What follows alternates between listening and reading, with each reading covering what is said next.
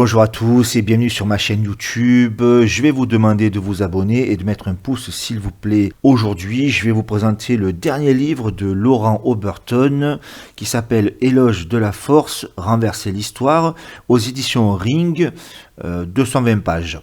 C'est un des meilleurs livres que Laurent Oberton a écrit, je pense, et je pense aussi qu'il va faire parler de lui.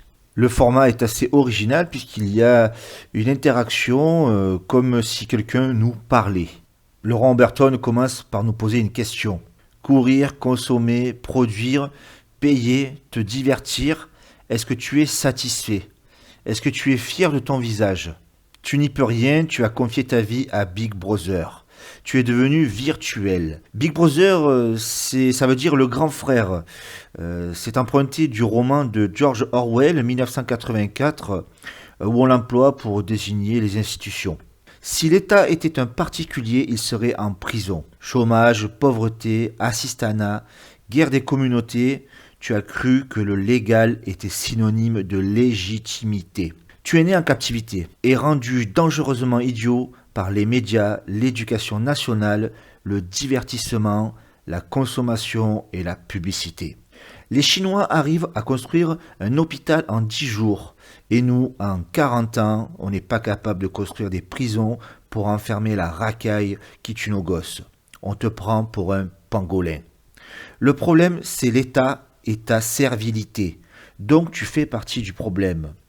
Bon, moi, ça me rappelle tout de suite la citation de Gandhi, le célèbre guide spirituel indien, qui disait « Celui qui voit un problème et ne fait rien fait partie du problème ».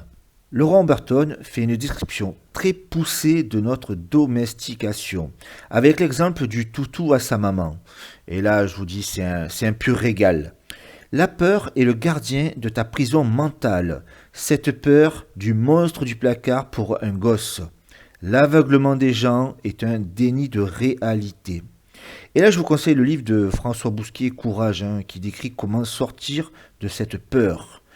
Si tu ne peux pas changer le monde, tu peux changer toi. Encore une citation de Gandhi, soit le changement que tu veux voir dans le monde. Deviens un aigle, toujours plus haut dans le ciel. Monte ton niveau par l'excellence, la formation, la pratique, l'entraînement, la connaissance. Et moi, ça me rappelle une vidéo de Julien Rochdy qui parlait de former une élite d'Européens. Et au fait, si vous avez des retours concernant son livre sur Nietzsche, je suis preneur. Je vous conseille aussi le livre Le Hagakure, qui est un guide pratique destiné aux guerriers, écrit par un ancien samouraï que j'ai découvert grâce à Dominique Vénère. On nous dit aussi « toute œuvre doit être indifférente, c'est à toi d'en faire ». L'auteur nous fait la promotion de l'autonomie énergique, alimentaire et la promotion du sport pour retrouver un corps sain. Le sport boostera votre taux de testostérone, qui est l'hormone masculine, ça augmentera votre libido, qui est perturbé par le stress, le manque de sommeil, l'alcool, la mauvaise alimentation, le surpoids et bien évidemment l'âge.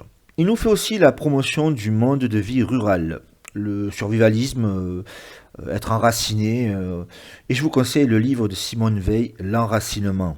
La saveur des choses de la vie augmente avec la dureté pour se les fournir. La peine du travail accompli est valorisante. Très bon exercice pour l'estime de soi. C'est le jugement par rapport à sa propre valeur lorsqu'on évalue ses actions pour prendre confiance en soi. En lisant cet éloge de la force, je pense à Xerxès, le personnage du film 300, qui disait « Pour la gloire, nos ennemis, les bien-pensants, ont besoin d'un rail d'inquisition tous les matins. » Et là, je vous dis, Laurent Oberton fait une description du processus, c'est un pur régal. Pour débunker, je vous conseille le livre de Daniel Lefebvre, Pour en finir avec la repentance coloniale. Big Brother est l'anneau de Sauron, il faut le détruire.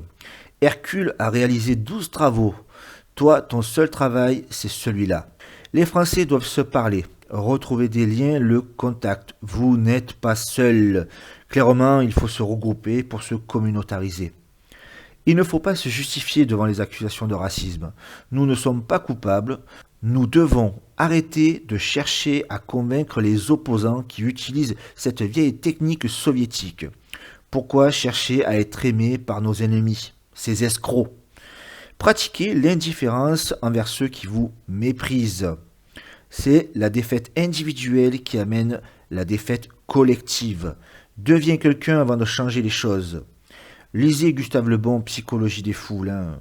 Faites de l'agite-propre comme génération identitaire. Alors l'agite-propre, qui veut dire agitation et propagande, utilisé par le Parti communiste en Union soviétique, aujourd'hui on appelle ça le happening. Lisez Édouard Bernays, Comment manipuler l'opinion publique en démocratie.